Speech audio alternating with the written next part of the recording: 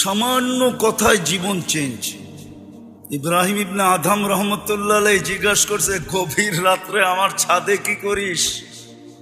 কয়, আমি উট তালাশ করতেছি। উট। কয়, পাগল নাকি? উট ছাদে উঠবে কি কইরা?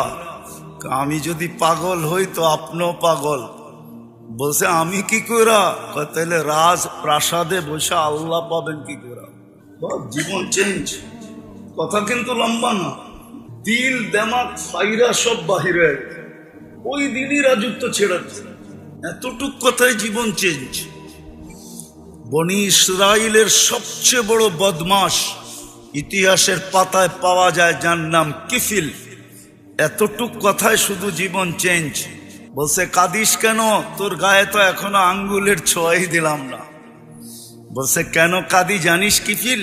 আমি বাজারি মেয়ে না, এটা আমার পেশাও না। তুই তো চেহারা সৌন্দর্য দেখেই আমাকে নিয়ে আসছিস টাকা দিয়া, তাই না? কাঁদতেছি এই জন্য যে আল্লাহ সৌন্দর্য দিল, কালকে এই চেহারাটা ওই আল্লাহকে কি করে দেখাবে? কিফিল ওইখানেই চিৎকার দিছে আর জমিনে পড়ছে।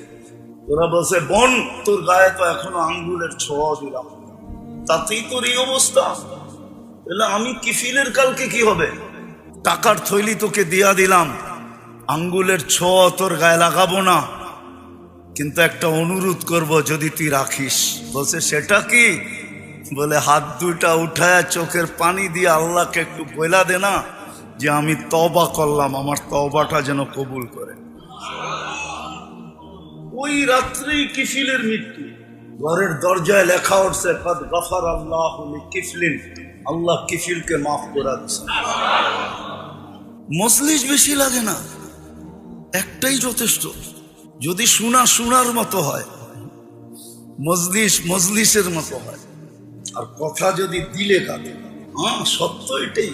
হাজারো কাহিনী আছে, এক কথায় জীবন চেঞ্জ।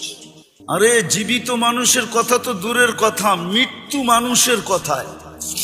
মালিক ইবনে দিনার রহমতুল্লাহ আলাইহির মেয়ে স্বপ্নে বাবাকে বলছিলেন, বাবা, এখনো কি ফিরে আসার সময় হয় নাই? কোরআনের এক আয়াত শুনায়া দিয়েছেন, যার অর্থ এখনো কি মুমিনের ফিরে আসার সময় হয় নাই?